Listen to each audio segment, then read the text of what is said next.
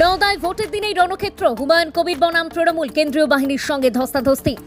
ভোটের দিনেই মুর্শিদাবাদের নওদায় চরম উত্তেজনার ছবির সামনে এলো। এলাকায় হুমায়ুন কবিরকে ঘিরে তৃণমূল কংগ্রেস কর্মীদের সঙ্গে ব্যাপক ধস্তাধস্তি ও হাতাহাতির ঘটনা ঘটেছে।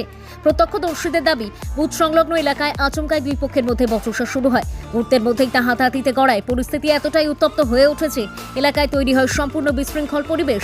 শুধু তৃণমূল কর্মীদের সঙ্গেই নয়, অভিযোগ উঠেছে কেন্দ্রীয় বাহিনীর সঙ্গেও ধস্তাধস্তিতে জড়িয়ে পড়েন হুমায়ুন কবির। ঘটনাস্থলে উপস্থিত জওয়ানদের সঙ্গে উত্তপ্ত বাকবিতণ্ডার পর হাতাহাতি পরিস্থিতি তৈরি হয় বলে জানা গেছে। এক পর্যায়ে পরিস্থিতি নিয়ন্ত্রণের বাইরে চলে যেতে শুরু করলে পুলিশ ও কেন্দ্রীয় বাহিনী হস্তক্ষেপ করে।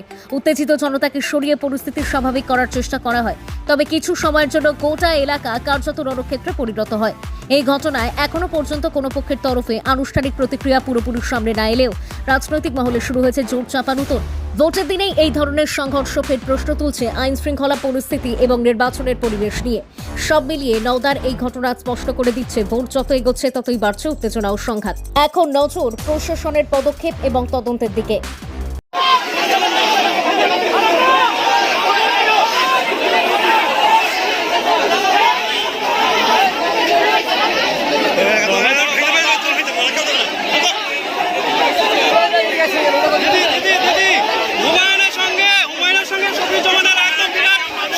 মারামারি পুলিশ ঠেকাতে পারছে না, পাঠিয়ে দিচ্ছে ওই শিবনগর গতকাল রাত্রে যেখানে বোমাবাজি ঘটেছিল সেখানটায়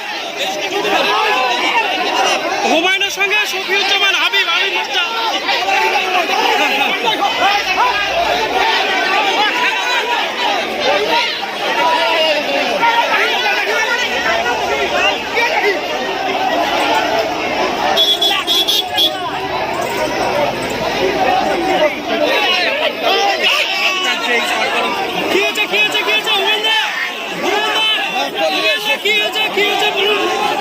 দেখো না মাস্টারি করতেছে। আরে তুই তোর মাস্টার চুদি দেবো।